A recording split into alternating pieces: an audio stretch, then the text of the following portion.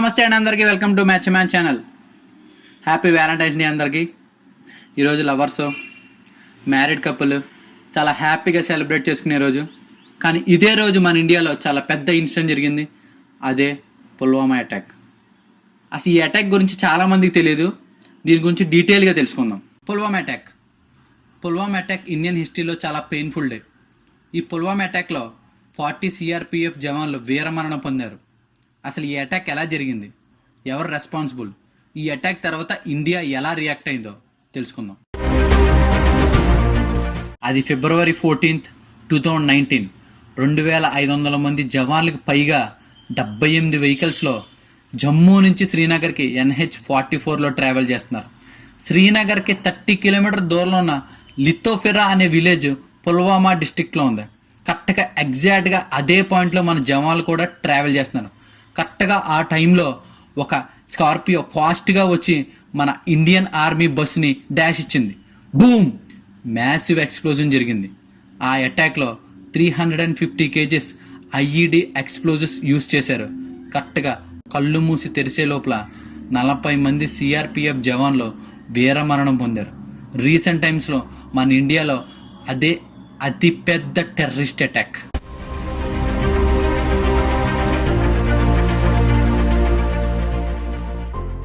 ఈ అటాక్ వెనకాతల ఉంది జైష్ మొహమ్మద్ అనే పాకిస్తాన్ గ్రూప్ రెస్పాన్సిబుల్ అని కన్ఫర్మ్ అయింది.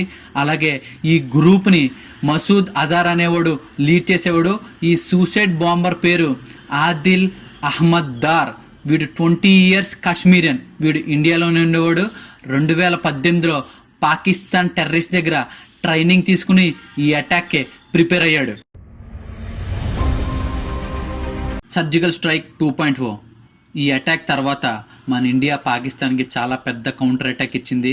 ఇండియన్ ఎయిర్ ఫోర్స్ పాకిస్తాన్లో బాలాకోట్ అనే ఒక ఏరియాలో ఎయిర్ స్ట్రైక్ చేసింది. అలాగే ఇండియన్ ఎయిర్ ఫోర్స్ ఎవరైతే టెర్రరిస్ట్ ట్రైనింగ్ క్యాంప్ ఉందో వాళ్ళందరినీ బాంబ్ వేసి డిస్ట్రాయ్ చేసింది. ఇందులో జైష్ ఈ మొహమ్మద్ గ్రూప్లో చాలామంది మిలిటరియన్స్ చనిపోయారు. ఈ సర్జికల్ స్ట్రైక్ తర్వాత ఇండియా పాకిస్తాన్ రిలేషన్లో అందరికీ టెన్షన్ పెరిగింది. ఈ స్ట్రైక్ తర్వాత దేశమంతా కూడా షాక్లో ఉంది. అలాగే ఈ 40 CRPF జవాన్ల ఫ్యామిలీస్కి మన ఇండియా అంతా కూడా సపోర్ట్ చేసింది. అలాగే ఆ టైంలో క్యాండిల్ లైట్ మార్చెస్ చేశారు, వాళ్ళ నిరసనలు వ్యక్తం చేశారు. అలాగే పాకిస్తాన్ టెర్రరిస్ట్ని అపోజ్ చేస్తూ సోషల్ మీడియాలో చాలా పోస్టులు పెట్టారు.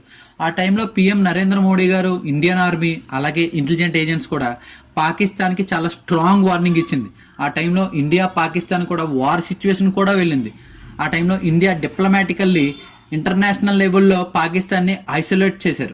ఈ అటాక్ ఇండియన్ హిస్టరీలో చాలా పెయిన్ఫుల్ మెమరీ. కానీ ఈ అటాక్ తర్వాత ఇండియా ఎంత స్ట్రాంగో అందరికీ తెలిసింది. టెర్రరిజాన్ని అపోజ్ చేయడం స్టార్ట్ చేశారు. అలాగే ప్రతి జవాన్కి రెస్పెక్ట్ ఇవ్వడం స్టార్ట్ చేశారు. ఇండియన్ ఆర్మీలో కానీ మన ఇండియా అంతా కూడా సెక్యూరిటీని కూడా పెంచారు. ఈ అటాక్లో ప్రాణాలు త్యాగం చేసిన 40 CRPF జవాన్లకి మన సెల్యూట్. మనం రోజు ఆఫీస్కి వెళ్తూ ఉంటాం, సేఫ్గా ఇంటికి వస్తాం. కానీ జవాన్లు ఇంటి దగ్గర స్టార్ట్ అయ్యి బార్డర్కి వెళ్ళేంత వరకు సేఫ్గా వెళ్తారో లేదో తెలీదు, అలాగే తిరిగి ఇంటికి వస్తారో లేదో కూడా తెలియదు. వాళ్ళందరికీ కూడా మన రెస్పెక్ట్ ఇస్తూ ఉండాలి. If you support our soldiers and want more such informative videos, please like, share and subscribe. Comment బాక్స్లో జై హింద్ అని టైప్ చేయండి. జై హింద్.